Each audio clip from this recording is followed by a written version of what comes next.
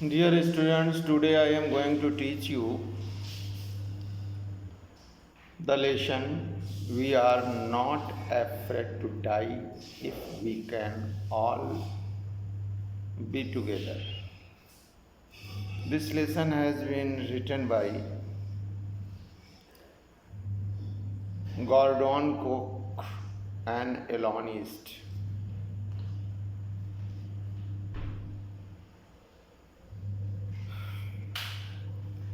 First of all, we will understand something about the writer that is very important before the study of the lesson. Gordon Cook was born on December 3, 1978 in Toronto. It's very easy to know when he was born and where he was born. He was born on 3rd December 1978 and where in Toronto. He is a two-time Canadian Olympic sailor. This is a very specific information. Canadian Olympic competition that is being held every year. And he is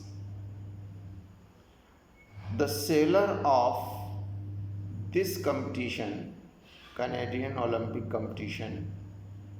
How many times? 2 times. He sails SAILS. Sail means navigate. Sailing means navigating or navigation.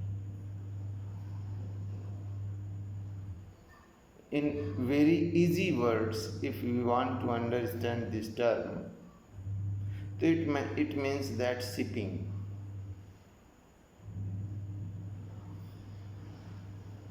So 2 times he has taken part in this competition as a sailor. And he sails for the Royal Canadian Yachts Club. This is the name of the club for which he sails or he navigates the ship to take part where in the competition. He is the son of Stephen Cook and Linda Cook. These are the names of his parents. His father is Stephen Cook and his mother is Linda Cook.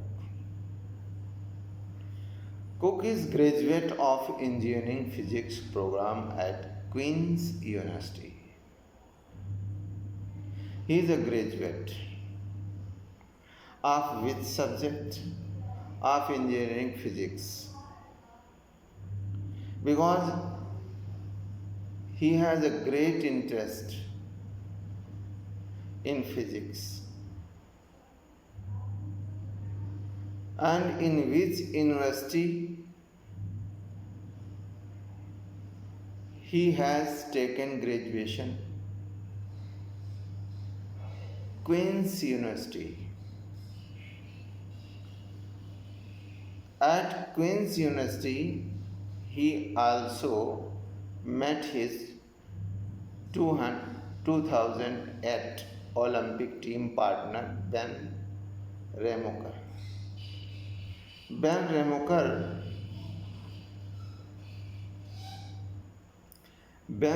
Remoker met with him where in this university and when in 2008. And Ben Remoker was also Olympic team partner, where they were members of university sailing team. And after all, both the writer and Ben Remoker became the members of university sailing means shipping team.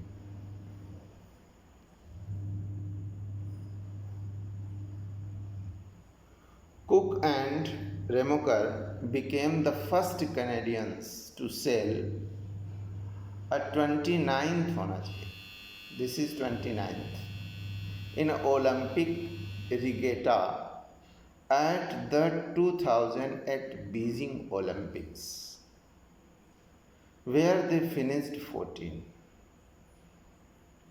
Both the writer and Remoker, being the member of university sailing team, they took part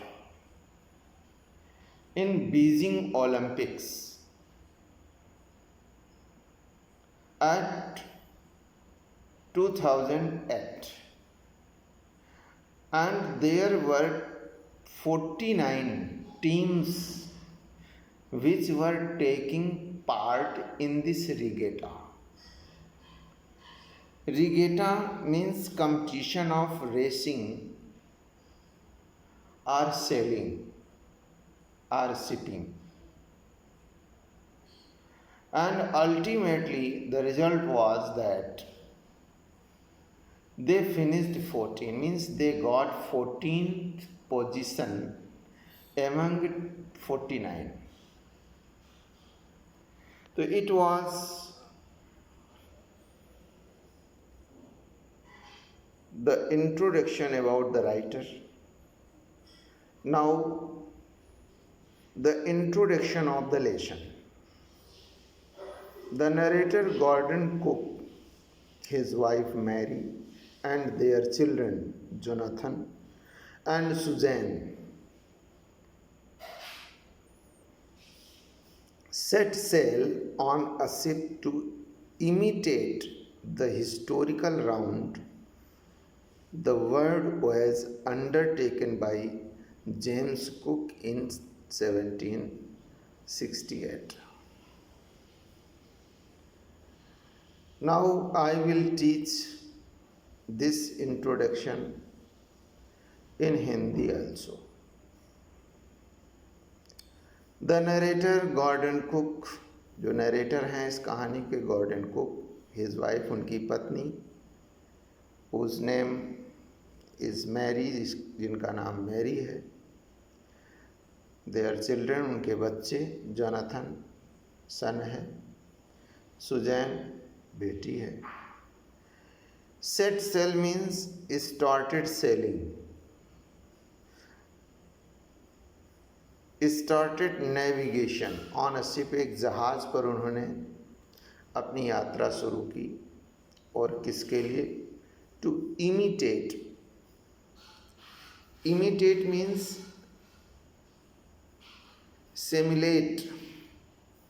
Simulate means repeat, दोहराने के लिए. और किसको दोहराने के लिए यात्रा शुरू की? The historical round the world was.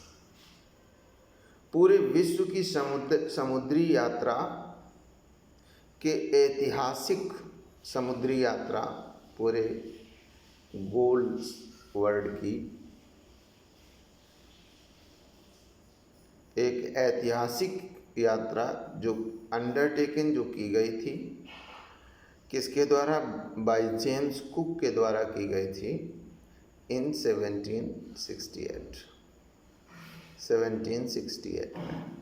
तो उसको इमिटेट करने के लिए कि अगर जेम्स कुक ने की थी तो हम लोग भी करेंगे, और फैमिली सहित करेंगे, पूरे परिवार सहित करेंगे. Journey began from Plymouth, journey जो उनकी यात्रा थी वो प्लाईमाउथ से शुरू हुई। इंग्लैंड में है ये, सी शोर है, सी कोस्ट है, सी हार्बर है। एंड हेडेड, और सीधे गए। हेड मीन्स सर भी होता है और किसी यात्रा में सीधे जाने को भी कहते हैं। South to Cape Town, South Africa. दक्षिण से केप टाउन तक गए, और ये केप टाउन है कहाँ? साउथ अफ्रीका में। It was expected to journey to Australia, और इट वॉज एक्सपेक्टेड, ये आशा की गई इन लोगों के द्वारा कि ये यात्रा करेंगे ऑस्ट्रेलिया तक की। Through the endless Indian ocean, समुद्री भारतीय समुद्र को पार करते, माने हिंद महासागर के अंत तक, उस अंत तक पार करके, मीन्स उसका अंत पार करके ऑस्ट्रेलिया तक जाएंगे, ऐसा उन्होंने एक्सपेक्ट किया था। And finally return to England, और अंत में वापस इंग्लैंड आ जाएंगे। अनफॉर्चुनेटली, दुर्भाग्य से, the ship partially wrecked, wrecked means broken, destroyed। Partially माने अंशतः, पार्शियली मीन्स आंशिक रूप से, एंड wrecked means destroyed, टूट गया था, बर्बाद हो गया था। कहाँ? इंडियन ओशन में, दुर्भाग्य से। And the sellers faced death very close, और जो नाविक थे, नाविक राइटर था और इसके साथ दो क्रूमैन थे, आगे बताया जाएगा कहानी में। इन्होंने मुकाबला किया था मृत्यु का, और बहुत नज़दीकी से, मीन्स बड़ी फैटल इवेंट थी, बहुत प्राणघातक घटना थी, जब इनका जहाज, जिस जहाज से यात्रा कर रहे थे, पार्शियली wrecked हो गया था। The narrative, here narrative is wrong, narrator describes, narrator वर्णन करता है the near death experience of these helpless, here helpless है, this is the helpless, helpless no, it is incorrect, mistake. Helpless people माने असहाय लोगों के अनुभव, मृत्यु के अनुभव, जो बहुत नज़दीकी से मृत्यु का अनुभव इन्होंने किया, उसका वर्णन करता है। और किसका वर्णन करता है इस लेसन में? देयर हार्ड वर्क, उनके कठिन परिश्रम का, कि how they saved themselves by working hard, किस तरीके से उन लोगों ने अपने आप को बचाया था कठोर परिश्रम करके। द चिल्ड्रंस इनकरेजिंग मैसेजेस, और उनके बच्चे, उसका भी वर्णन करता है, उनके इनकरेजिंग मैसेज, उनके उत्साहवर्धन कर देने वाले जो संदेश थे बच्चों के, बच्चों ने भी इनकरेजिंग मैसेज अपने पेरेंट्स को दिए। Their willingness to die with their father and mother, this is very important thing। willingness means diligence, in Hindi इच्छा, तत्परता, स्वेच्छा, स्वेच्छा से मरने की उनकी इच्छा, किसके साथ? विद देयर फादर, अपने माता पिता के साथ स्वेच्छा से मरने की इच्छा, उसका भी वर्णन किया कि अगर माता पिता मर रहे हैं, मीन्स किसी भी ट्रबल में, ऐसी नेचुरल ट्रबल में, कलामिटी में, ऐसे डिसास्टर में, तो अपने माता पिता के साथ अगर वो, उनके बच्चे भी मर रहे हैं, वो भी मरेंगे, तो कोई भी उन्होंने ऐसा दुख व्यक्त नहीं किया, उनकी इच्छा शक्ति व्यक्त की, अपनी स्वेच्छा व्यक्त की। और एक बहुत इम्पॉर्टेंट चीज़ वर्णन की गई है इस लेसन में राइटर के द्वारा, hours of endurance. Endurance means होता है hardiment. Endurance means hardiment. Hardiment means सहनशीलता। और वो घंटे जो सहनशीलता के घंटे थे, जिसमें हमारी परीक्षा होती है, तो उनकी हुई थी जब एक तूफ़ान आ जाता है और उस तूफ़ान की लहरों ने, बड़ी ऊंची ऊंची लहरों ने इसके जहाज़ को डिस्ट्रॉय कर दिया होता है पार्शियली, अंशतः। तो उस समय जो साहस उन लोगों ने दिखाया है, सहनशीलता दिखाई है, उसका भी वर्णन किया गया है। फाइनली दे आर रीचिंग, और अंत में उनका पहुंचना भी, उसका भी वर्णन किया गया। कहाँ? इली एम्स्टर्डन। इली एम्स्टर्डन नाम का एक टीनी आइलैंड है, छोटा सा द्वीप है, वहाँ पर वो पहुँचे और किस तरीके से वहाँ के लोगों ने उनका स्वागत किया, इसका भी वर्णन किया गया है।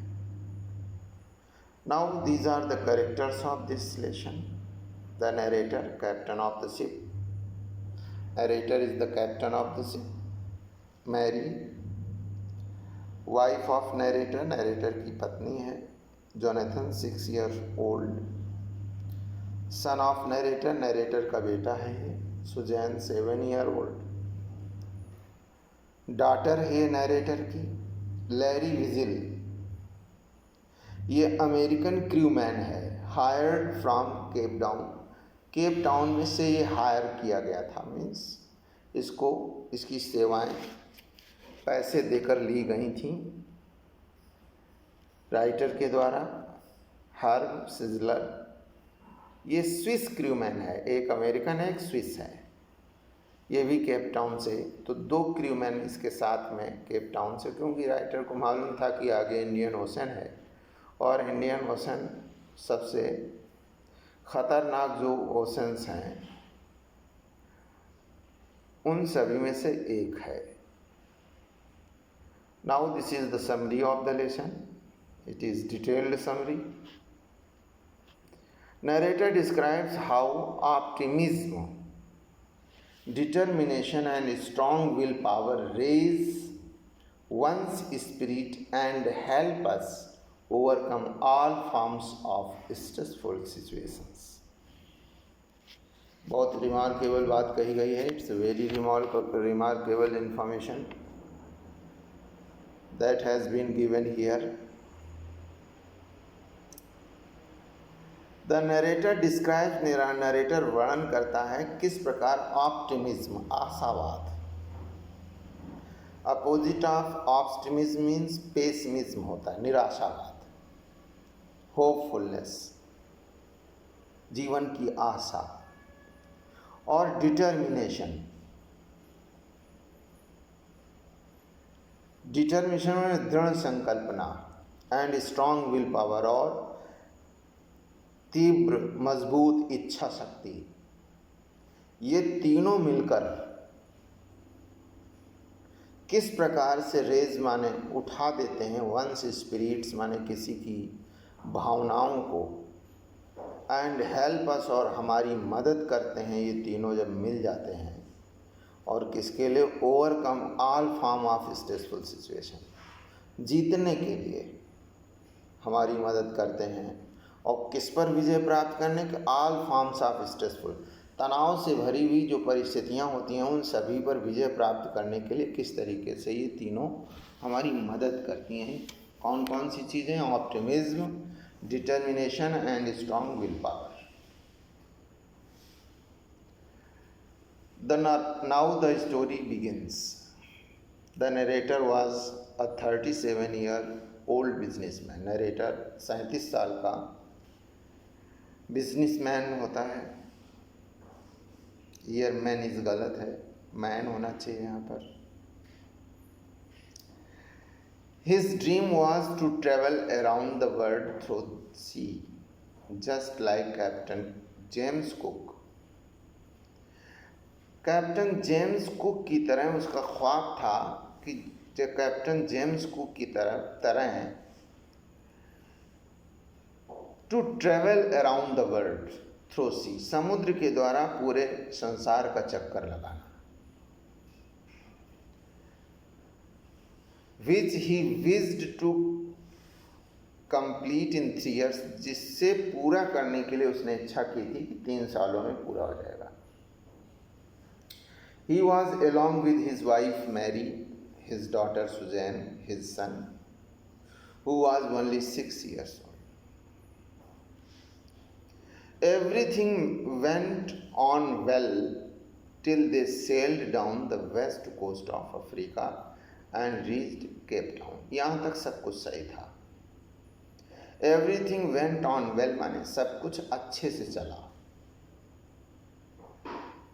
कब तक? दे सेल्ड डाउन, जब तक कि वे पहुंच नहीं गए समुद्री यात्रा करते हुए। कहाँ?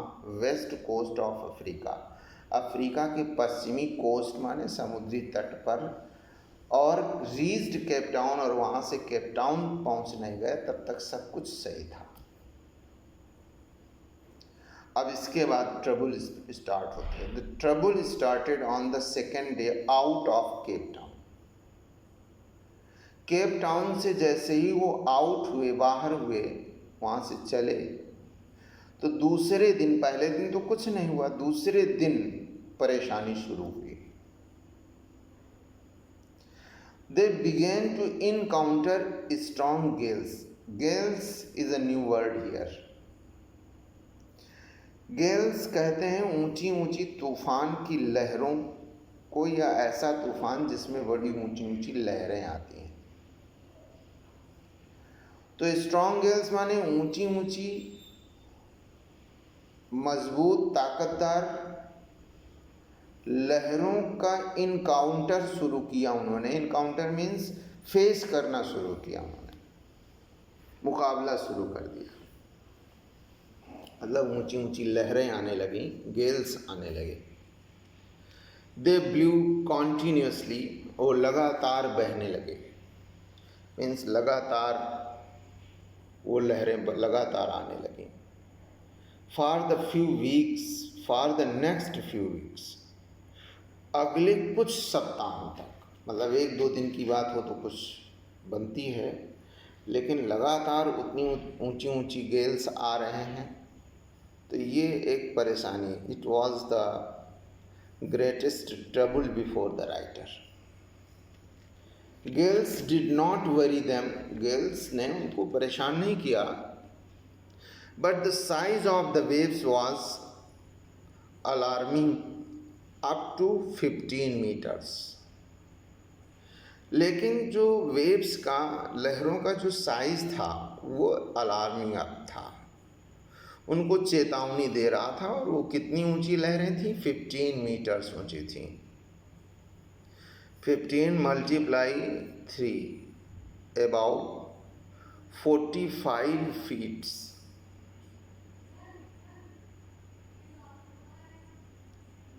They rose as high as up to the main mast.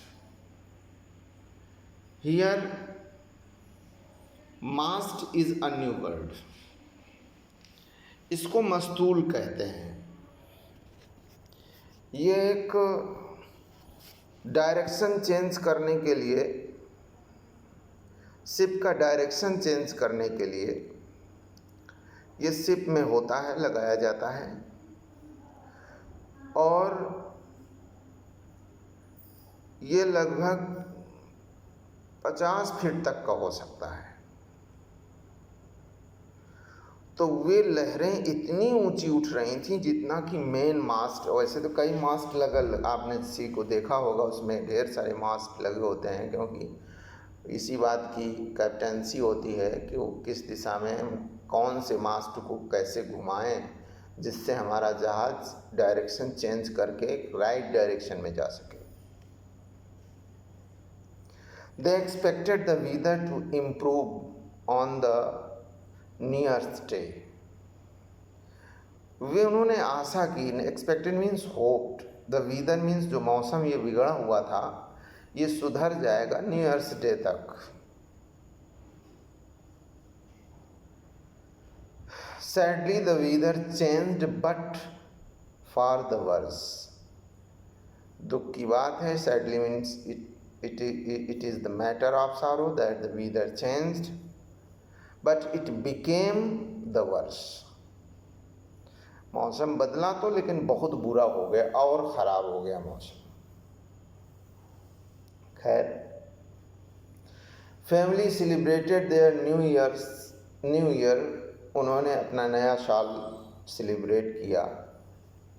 कब? 1977 में। ऑन बोर्ड द शिप, जहाज के बोर्ड पर ही उन्होंने अपना न्यू ईयर्स डे सेलिब्रेट किया।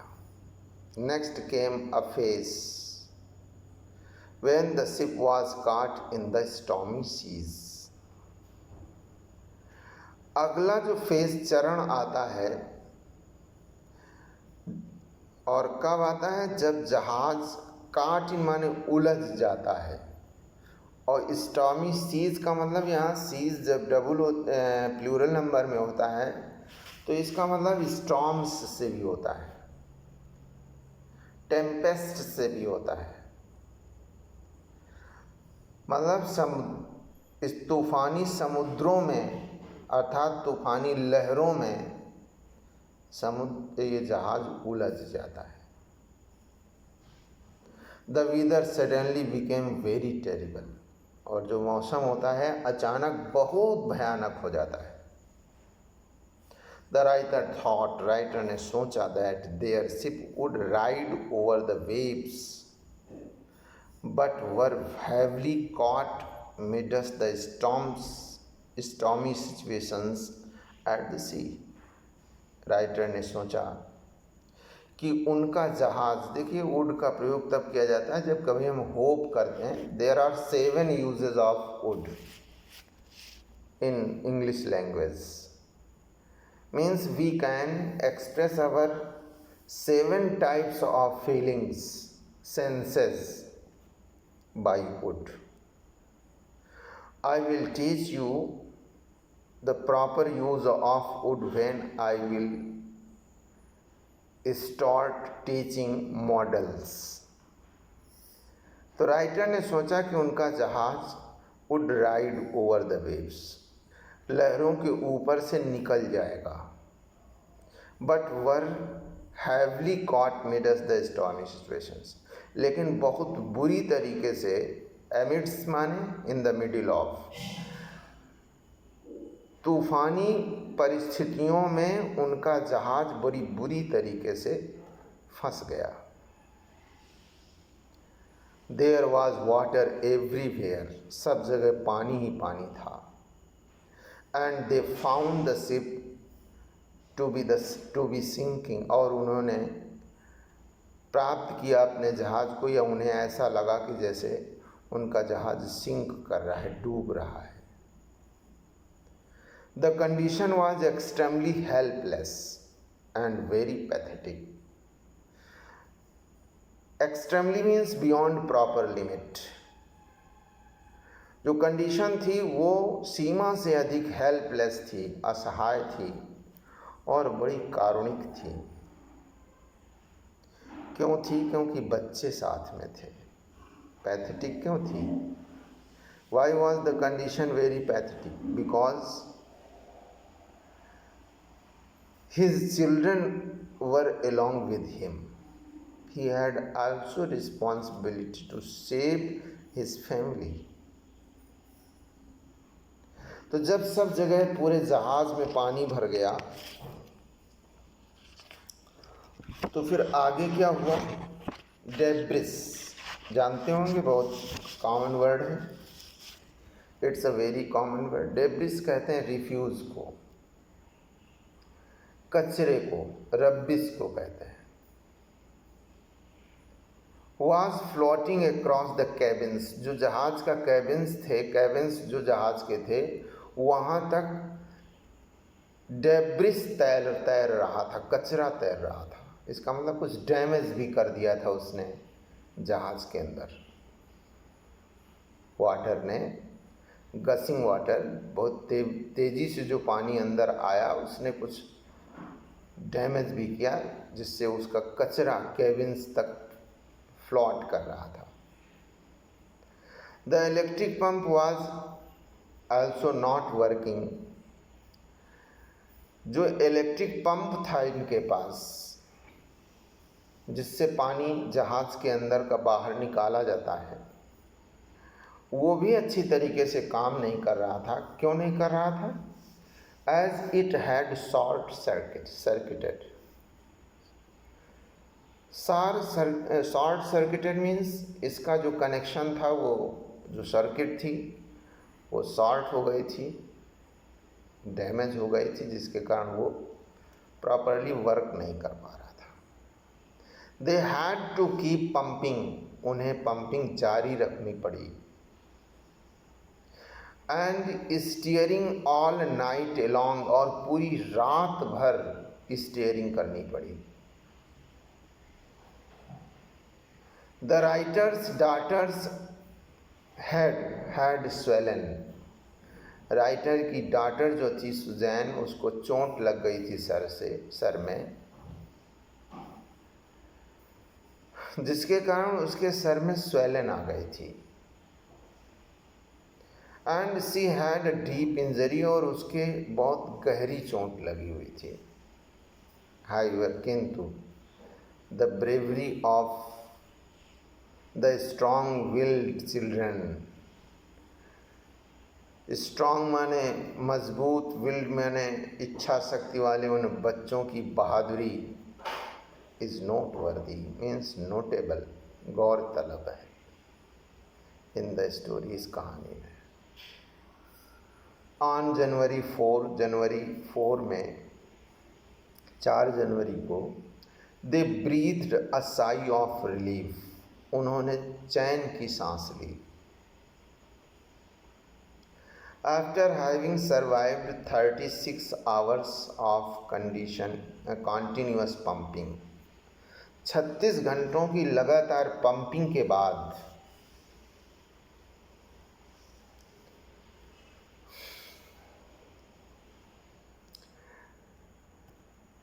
ये कंडीशन सुधरी, सर्वाइव किए लोगों ने। However, their relief seemed to be quite short-lived, लेकिन उनकी जो रिलीफ थी, जो कंफर्ट था, वो बहुत शॉर्ट लिव्ड प्रतीत हुआ, बहुत थोड़े समय का। क्यों? बिकॉज बाई इवनिंग, शाम तक, दैट डे, उसी दिन, the sea again witnessed bad weather, समुद्र का विटनेस्ड माने दिखाई पड़ा, बुरा मौसम दिखाई पड़ा। This is the turning point of the story, ये स्टोरी का टर्निंग पॉइंट है।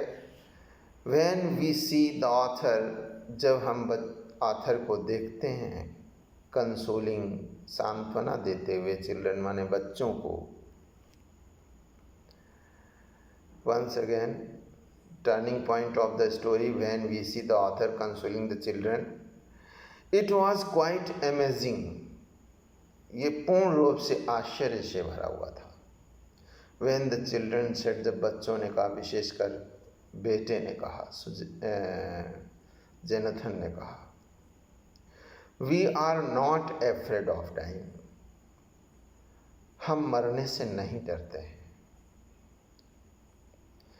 यदि we can all be together, यदि हम सभी एक साथ होते हैं, अगर हम एक साथ मौत आएगी तो हम लोगों को डर नहीं लगेगा। और ये निश्चित है कि इस जहाज़ में अगर मरेंगे तो सब एक साथ मरेंगे। This led to the building energy, led is the second and third form of lead. Building energy अर्थात जो शक्ति है, उसके निर्माण की ओर ये बात ले जाती है। एंड इंथुजियाज्म, और उत्साह की ओर ले जाती है ये बात। इनसाइड, अंदर की तरफ, मीन्स हृदय में। a very extremely fatigued writer. Fatigued means tired. बहुत ज़्यादा थके हुए राइटर के, एक्सट्रीमली माने बियॉन्ड प्रॉपर लिमिट्स, बहुत ज़्यादा थके हुए राइटर के हृदय की ओर, भावना की ओर ये बात ले जाती है, उसकी एनर्जी को बिल्ड करती है और उसके एंथुजियाज्म को, उसके उत्साह को बिल्ड करती है। He decided to heap and fight the sea. एक बार फिर से वो अपने आप को आह भरता है और एक बार फिर से वो अपने आप को तैयार करता है एंड फाइट द सी, और समुद्र का मुकाबला करता है या समुद्र से लड़ता है। नेक्स्ट डे, अगले दिन साफ उसने देखा, वेरी ब्राइट मॉर्निंग, बहुत चमकीली सुबह थी। He was welcomed by his children, उसके बच्चों के द्वारा उसका स्वागत किया जाता है, यह किया गया। They called him the best daddy in the world, उन बच्चों ने उसे इस संसार का सबसे बेहतरीन पिता कहा। He rushed to the deck, वो डेक की तरफ गया, and to his amazement gazed at the stark outline of Amsterdam. Deck की तरफ जब वो गया, to his amazement, तो उसके आश्चर्य से उसने देखा, गेज्ड माने देखा, क्या देखा? स्टार्क, सियर, स्टिफ, कठोर, आउटलाइन, बाहर की सीमा देखी, और किसकी? एम्स्टर्डम की। ये द्वीप है छोटा, पहले बताया जा चुका है, उसकी बाहरी सीमा दिखाई पड़ी। बड़ा आश्चर्य हुआ उसे देखकर। इट सीम्ड टू हिम, ये उसे ऐसा लगा, to be the most beautiful island in the world, इस संसार का वो सबसे सुंदर आइलैंड था, ऐसा उसने फील किया। दे एंकर्ड ऑफ शोर फॉर द नाइट, समुद्र तट पर वो उतर गए। एंकर्ड ऑफ माने उतरना होता है, लंगर डालना होता है, एंकर मीन्स वैसे जहाज को रोकना होता है, तो समुद्र तट पर उन्होंने जहाज को रोका। Then were welcomed by the 28 inhabitants of island, उस आइलैंड के 28 रहने वाले लोगों के द्वारा उसका स्वागत किया गया। द नेक्स्ट मॉर्निंग, अगली सुबह, all along, the only thing which filled the writer's mind was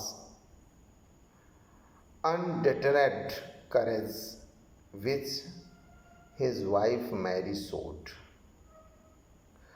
अगली सुबह एक चीज राइटर के दिमाग में भर गई, और वो क्या थी? अनडिटर्ड मीन्स व्याकुल, करेज। अनडिटर्ड भी कहते हैं, अनडिटर्ड भी कहते हैं, व्याकुल कर देने वाला, करेज से उस which his wife showed, Mary showed, जो उसकी पत्नी ने उसके प्रति दिखाया। कितनी साहस से भरी हुई थी, इन परिस्थितियों में कितना साथ दिया था राइटर का उसने।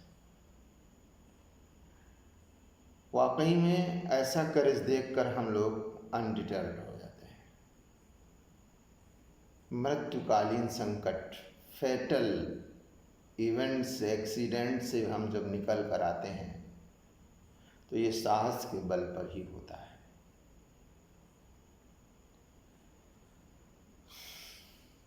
और हिज डॉटर, उसकी जो बेटी थी, हु डिडंट वरी, जो वरी नहीं थी, दुखी नहीं थी, अबाउट हर हेड इंजरी, अपने सर की चोट से। एंड हिज सन, और उसका बेटा, who was not afraid of dying, जो मरने से नहीं डर रहा था। तो ये सारी चीज़ें उसके दिमाग में भर गईं, या ये चीज़ उसके दिमाग में भर गई। ये कौन कौन सी चीज़ें? Undeterred courage of Mary, and his daughters who didn't worry about her head injury, and his son who was not afraid of dying. This was the story. Take the screenshot of this.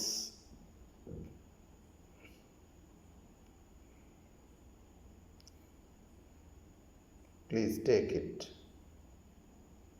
I am giving 5 seconds to each pick.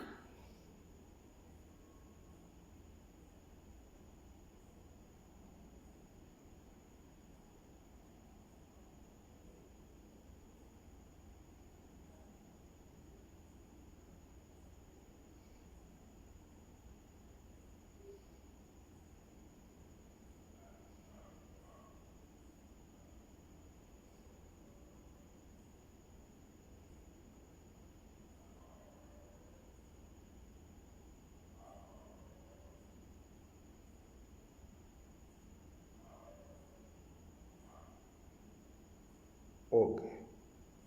Thank you for watching this video. I will send you the question and answer. I made this video why? Because in online classes there are very less number of students join the meeting. Rest of the students, why they do not join, I don't know the reason. But they are to prepare this syllabus because they will have to appear in the examination, they will have to take the examination. So for this reason I have made this video.